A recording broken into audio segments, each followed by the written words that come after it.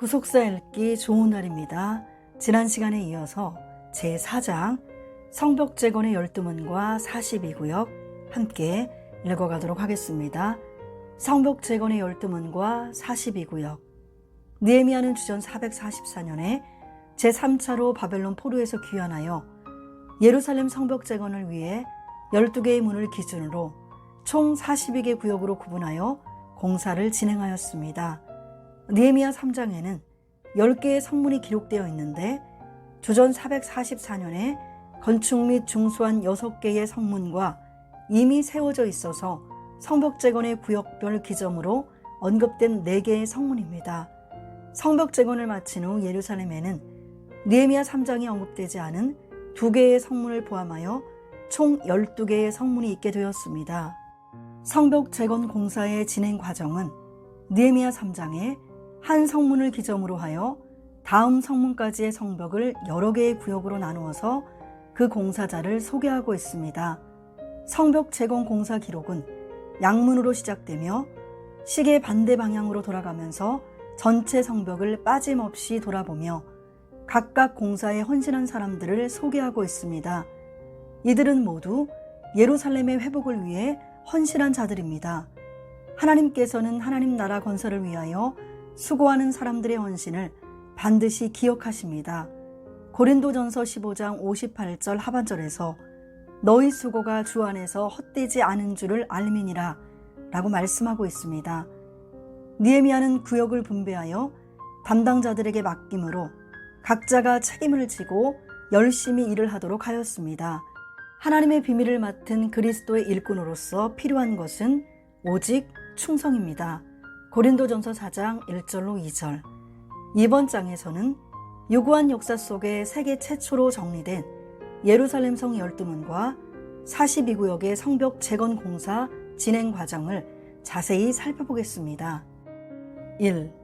양문, 베냐민 문, 느헤미야 3장 1절로 2절.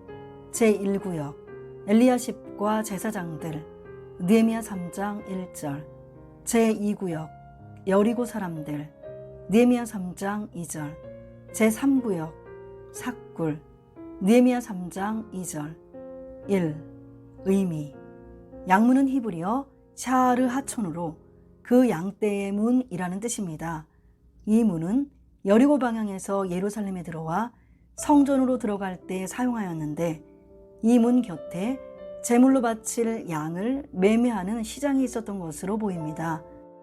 느헤미야 3장 1절에서 때의 제사장 엘리야십이 그 형제 제사장들과 함께 일어나 양문을 건축하여 성별하고 문짝을 달고 또 성벽을 건축하여 한메야 망대에서부터 하나넬 망대까지 성별하였고 라고 말씀하고 있습니다. 32절에서도 성 모퉁이 누에서 양문까지 라고 양문을 언급하고 있습니다. 이 문은 예루살렘 북쪽 성벽의 가장 동쪽에 있으며 성전에 들어가기 위해 자주 사용되는 문입니다. 양문 근처에는 베데스다 못이 있으며 기드론 골짜기를 지나 여리고로 향하는 도로와 연결됩니다. 요한복음 5장 2절. 양문은 베냐민 문이라고도 불렸습니다. 예레미야 37장 13절에서 베냐민 문에 이른즉 하나네의 손자요 셀레마야 아들인 이리야라 이름하는 문지기의 도목이 선지자 예레미야를 붙잡아 가로되 내가 갈대아인에게 항복하려 하는도다 라고 말씀하고 있습니다. 베냐민 지파의 땅인 아나도 출신의 제사장이었던 예레미야는 자기 분깃을 받기 위해 예루살렘에서 북동쪽으로 4km 정도 떨어진 아나도스로 가려고 베냐민 문으로 향했던 것입니다. 예레미야 1장 1절, 32장 7절로 8절, 예레미야 38장 7절. 또한 스가랴 14장 10절에서는 온 땅이 아라바같이 되되 게바에서 예루살렘 남편 림몬까지 미칠 것이며 예루살렘이 높이 들려 그 본처에 있으리니 베냐민 문에서부터 천문 자리와 성 모퉁이 문까지 또 하나넬 망대에서부터 왕의 포도주 짜는 곳까지라 라고 말씀하고 있는데 여기서 베냐민 문에서부터 천문 자리와 성 모퉁이 문까지는 양문부터 어문, 옛문, 에브라임 문, 모퉁이 문까지 예루살렘의 북서쪽 성벽을 모두 포함하는 표현입니다. 하나넬 망대에서부터 왕의 포도주 짜는 곳은 예루살렘 성 북쪽 끝에 하나넬 망대부터 남쪽 끝에 왕의 동산에 있는 포도주 짜는 곳까지를 가리킵니다. 느헤미야 3장 1절, 12장 39절, 느헤미야 3장 15절. 2. 건축 과정. 양문을 시작으로 어문 전까지의 건축 과정을 살펴보면 다음과 같습니다. 1. 제1구역의 건축. 대제사장 엘리야십과 그 형제 제사장들. 전체 성벽공사의 제1구역은 대제사장 엘리야십과 그 형제의 제사장들이 담당하였습니다. 느헤미야 3장 1절 상반절에서 때의 대제사장 엘리야십이 그 형제의 제사장들과 함께 일어나 양문을 건축하여 성별하고 문짝을 달고 라고 말씀하고 있습니다. 엘리야십은 히브리어 엘리야십으로 하나님께서 돌이키신다, 하나님께서 회복하신다 라는 뜻입니다.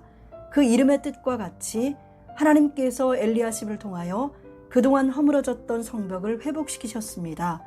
엘리야십은 대제사장 예수아의 손자입니다. 느헤미야 12장 10절에서 예수아는 요야김을 낳았고 요야김은 엘리야십을 낳았고 엘리야십은 요야다를 낳았고 라고 말씀하고 있습니다. 느헤미야 3장을 볼 때 양문에 대해서는 건축하다라는 의미의 히브리어 바나라는 단어가 사용되었습니다. 바나는 건물을 새로 지을 때 사용됩니다.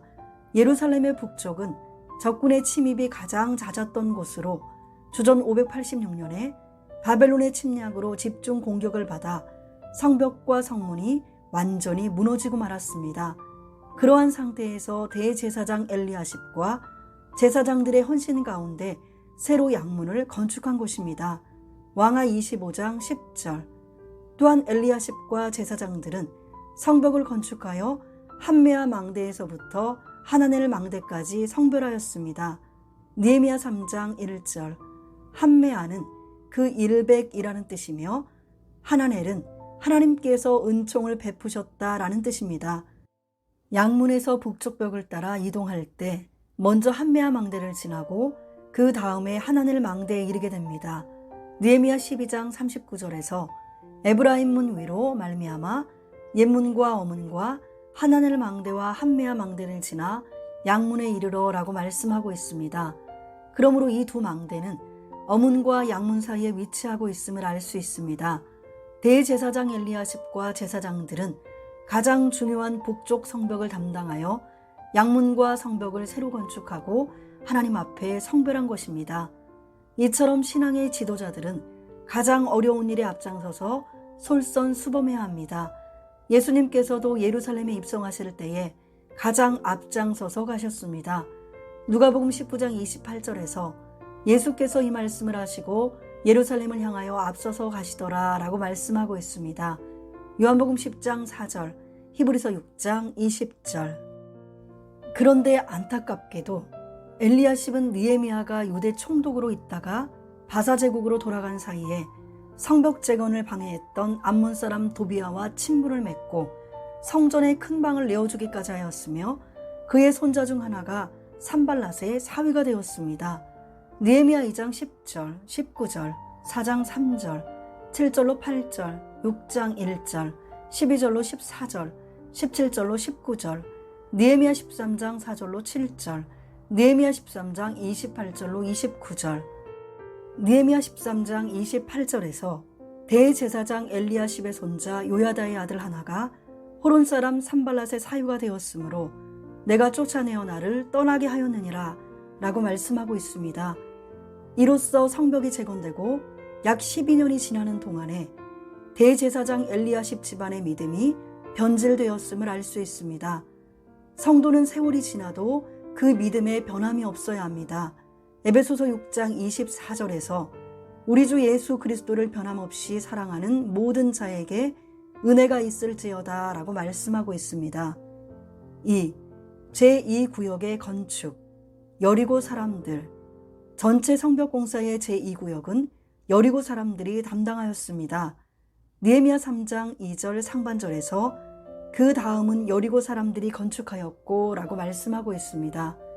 여기 건축하였고는 히브리어 바나로 제2구역의 성벽 역시 새로 건축되었음을 밝히고 있습니다.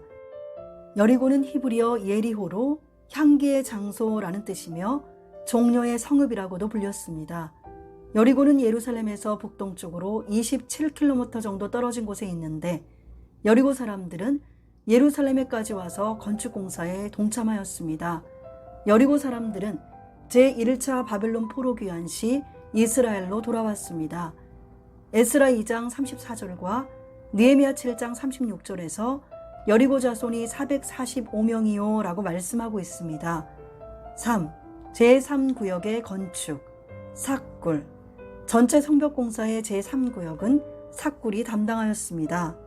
느헤미야 3장 2절 하반절에서 또 다음은 이므리의 아들 삭굴이 건축하였으며 라고 말씀하고 있습니다. 삭굴의 아버지인 이므리는 히브리어로 말의, 말하는 이라는 뜻이며 삭굴은 히브리어 자쿠르로 기억된 이라는 뜻입니다. 여기 건축하였으며도 히브리어 바나로 제3구역의 성벽 역시 새로 건축되었음을 밝히고 있습니다. 양문과 그 옆 성벽의 건축에 성별하고 라는 표현이 2번 등장합니다. 느헤미야 3장 1절에서 때의 대제사장 엘리야십이 그 형제의 제사장들과 함께 일어나 양문을 건축하여 성별하고 문짝을 달고 또 성벽을 건축하여 한메아 망대에서부터 하나넬 망대까지 성별하였고 라고 말씀하고 있습니다.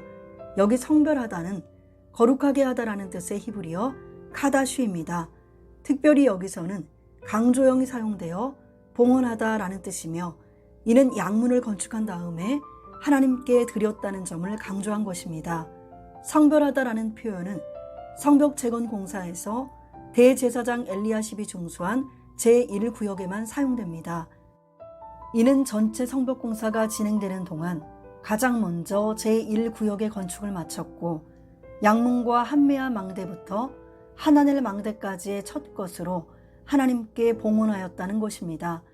출애굽기 23장 19절, 느헤미야 10장 35절, 에스겔 20장 40절, 그리고 제2구역부터 제42구역까지의 건축을 모두 마친 다음에 전체 성벽을 봉헌하였습니다. 느헤미야 12장 27절. 참고로 전체 성벽의 봉헌에 사용된 봉헌은 히브리어 하누카로 하나님께 온전히 드린 것을 의미합니다. 이 단어는 성막의 번제단을 드릴 때와 솔로몬 성전의 번제단을 드릴 때에도 사용되었습니다. 민수기 7장 10절로 11절, 84절, 88절, 역대하 7장 9절, 시편 30편 1절. 가장 먼저 완공한 양문과 인접 성벽을 하나님의 것으로 봉헌하므로 앞으로 지어질 모든 성벽도 하나님의 것임을 고백하며 오직 하나님의 은혜로만 지어지기를 소원한 것입니다. 잠언 3장 9절로 10절. 3. 구속사적 교훈. 양문은 이스라엘 백성이 하나님께 제물로 드리는 양들이 지나가는 문이어서 양의 문이라고 불렸습니다. 예수님은 참된 양의 문이십니다. 요한복음 10장 7절에서 내가 진실로 진실로 너희에게 말하노니 나는 양의 문이라 라고 말씀하고 있습니다. 예수님께서 양의 문이 되신다는 것은 양의 목자가 되신다는 것과 같습니다. 당시 목자들은 밤이 되면 돌로 울타리를 만들어서 양들을 그 안으로 들이고 하나뿐인 문에 기대어 자며 양을 지켰습니다. 이런 점에서 목자와 문은 동일한 개념을 가집니다.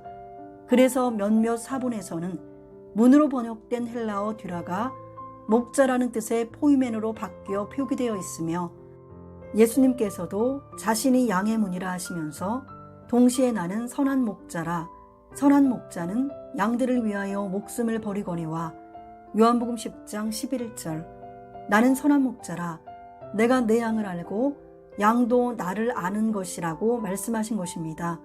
요한복음 10장 14절 예수님은 우리에게 구원의 문이요 생명의 문이시며 더 풍성히 얻게 하는 문이 되십니다.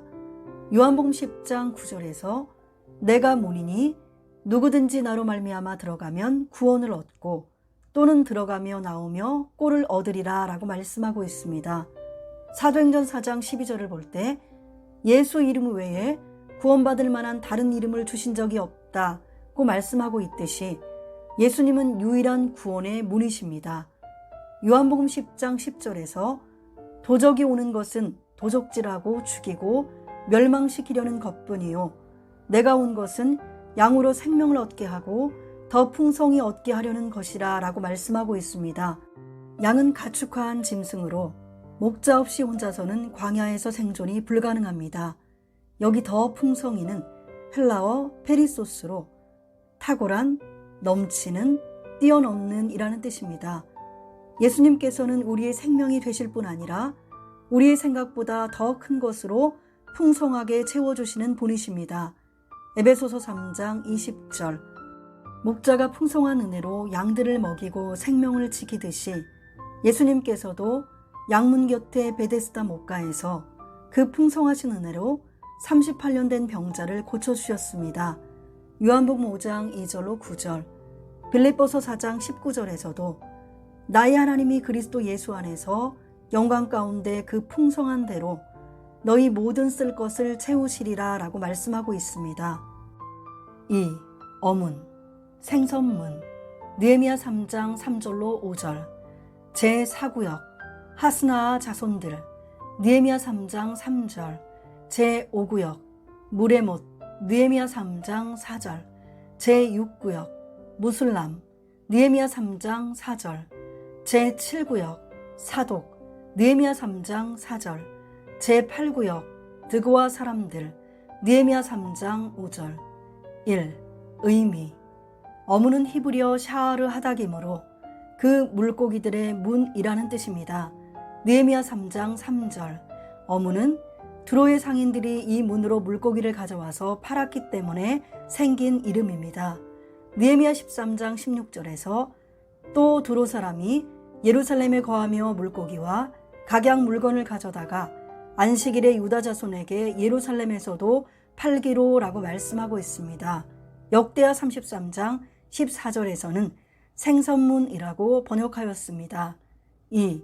건축 과정 1. 제4구역의 건축 하스나아 자손들 전체 성벽공사의 제4구역은 하스나아 자손들이 담당하였습니다.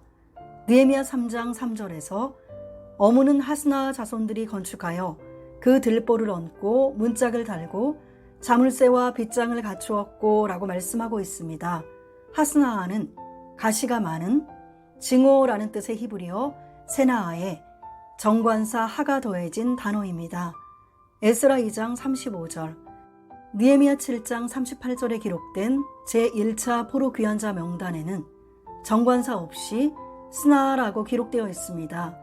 스나아는 예루살렘 북동쪽 약 35km 지점에 위치한 지역으로 하스나아 자손은 제1차 포로 귀환자 명단에 지역별 귀환자로 정리되었습니다.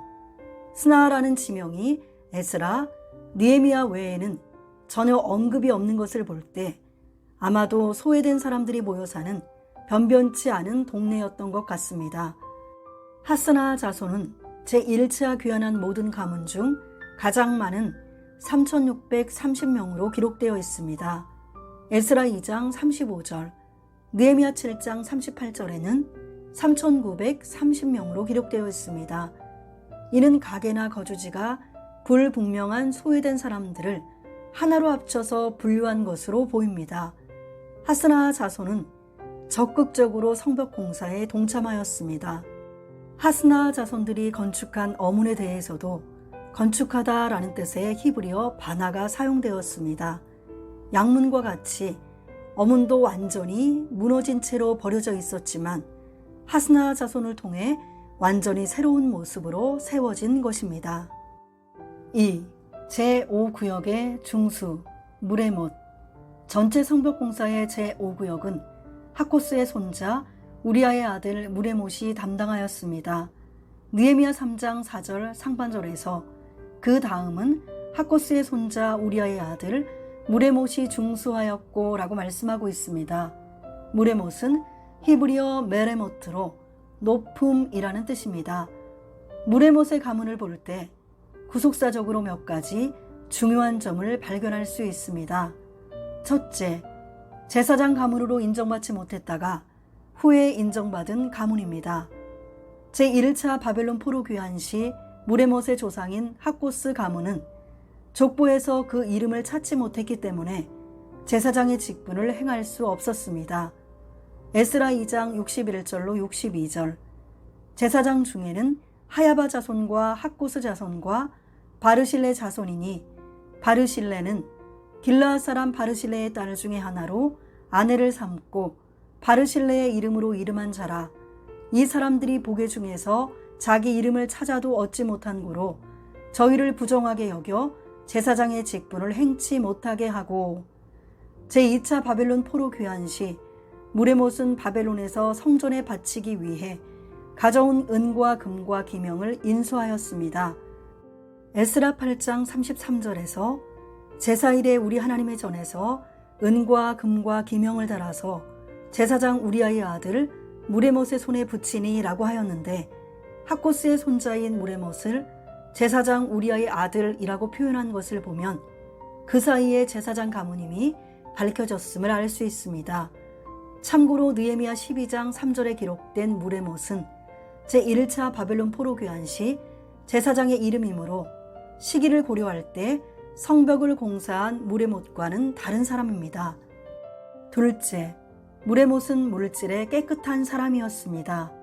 제2차 바빌론 포로 귀환자들이 예루살렘으로 돌아올 때 아닥사스다 왕과 모사들, 방백들과 귀환하지 않은 이스라엘 무리로부터 하나님의 전을 위한 은과 금과 기명들을 받아왔는데, 예루살렘에 도착한 지 제4일에 하나님의 성전에서 그 은과 금과 기명을 달아서 제사장 우리아의 아들 무레못의 손에 붙였습니다.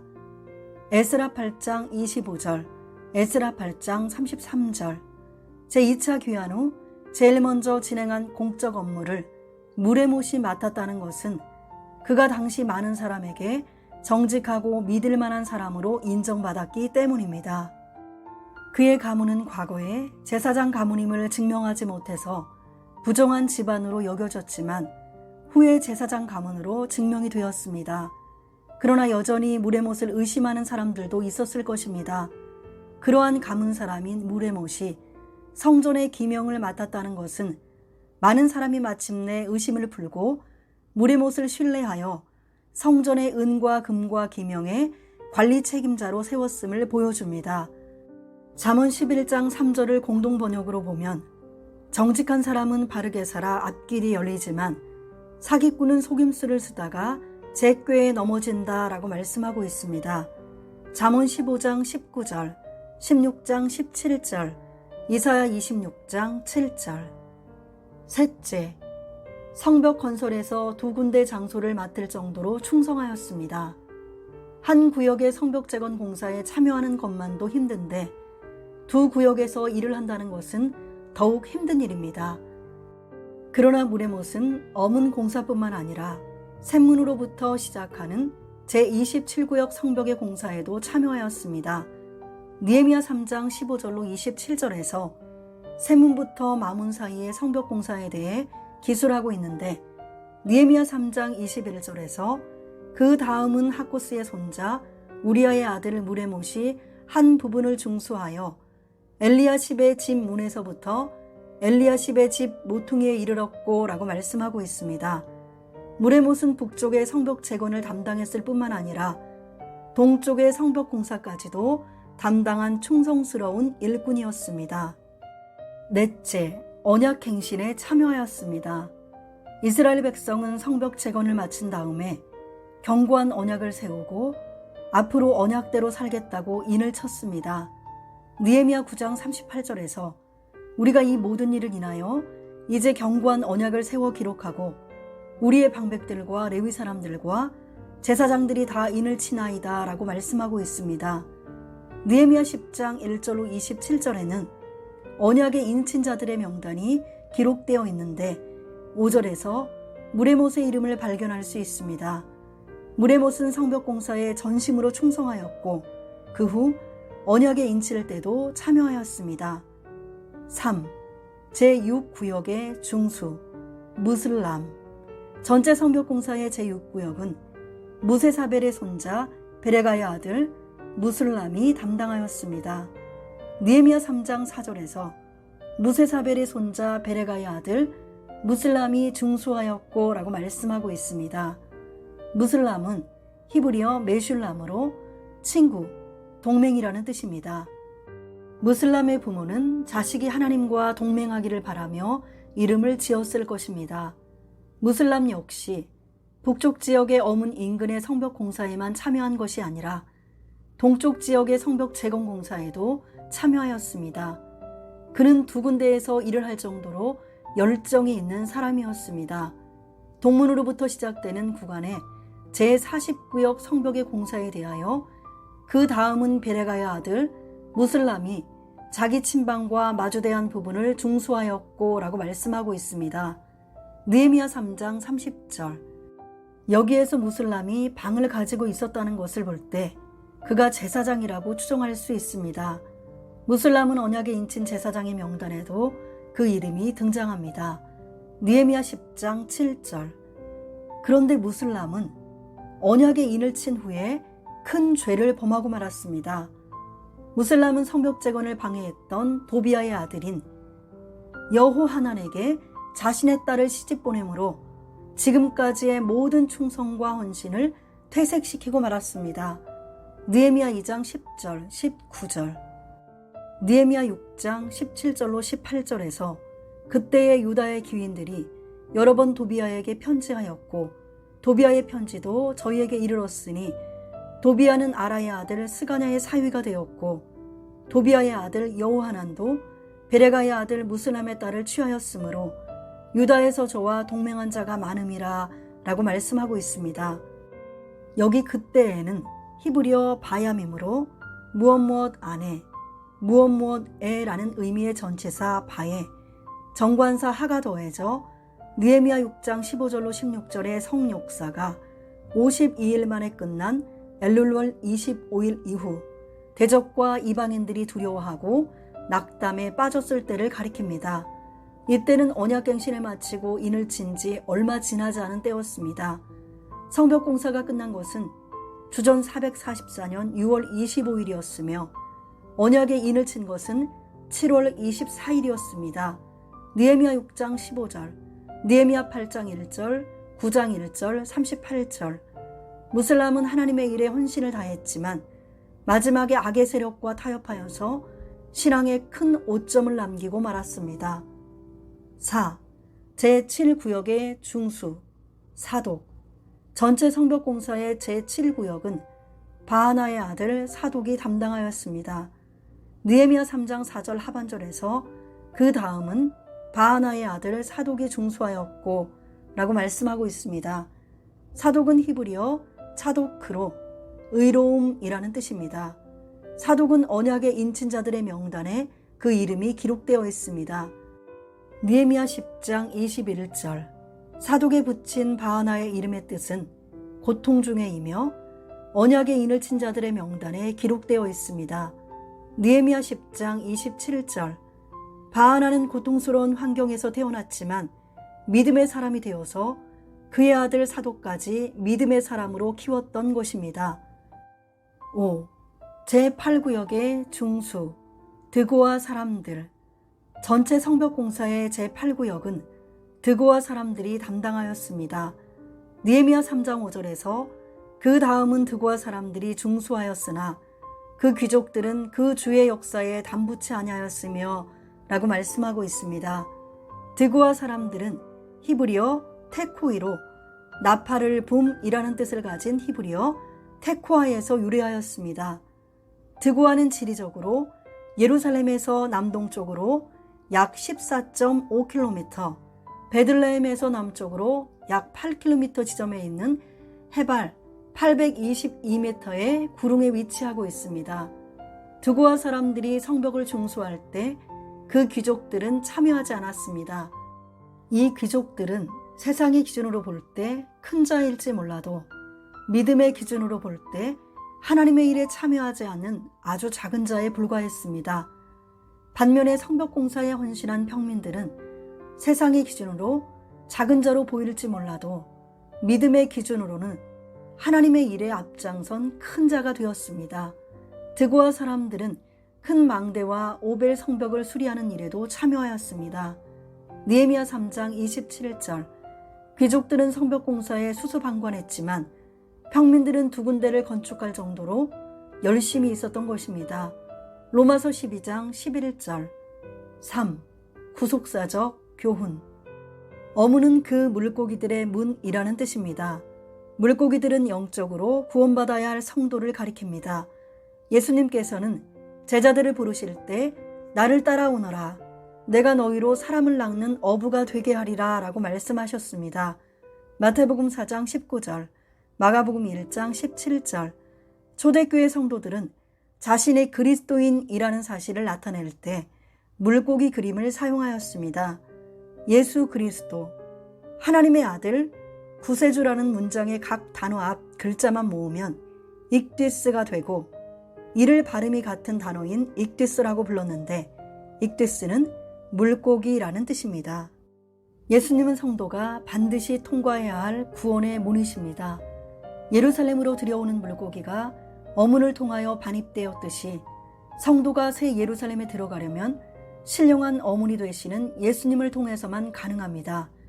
예수님께서는 천국은 마치 바다에 치고 각종 물고기를 모는 그물과 같다라고 말씀하신 다음에 그물에 가득함에 물가로 끌어내고 앉아서 좋은 것은 그릇에 담고 못된 것은 내어버리느니라 라고 말씀하셨습니다. 마태복음 13장 47절로 48절. 이어서 세상 끝에도 이러하리라. 천사들이 와서 의인 중에서 악인을 갈라내어 풀무불에 던져 넣으리니 거기서 울며 이를 갈미 있으리라 라고 물고기와 그물의 비유를 해석해 주셨습니다. 마태복음 13장 49절로 50절. 그물로 비유된 교회 안에는 많은 교인이 들어있습니다. 그러나 세상 끝에는 이 교인들이 의인 중에 의인과 의인 중에 악인으로 나누어집니다. 의인 중에서 갈라냄을 당한 악인은 반드시 풀무불에 던져집니다. 시편 119편 119절, 계시록 20장 15절. 구속사 읽기 좋은 날 여기까지 읽어드리고요. 다음 시간에는 이어서 세 번째로 옛문 함께 읽어가도록 하겠습니다. 감사합니다.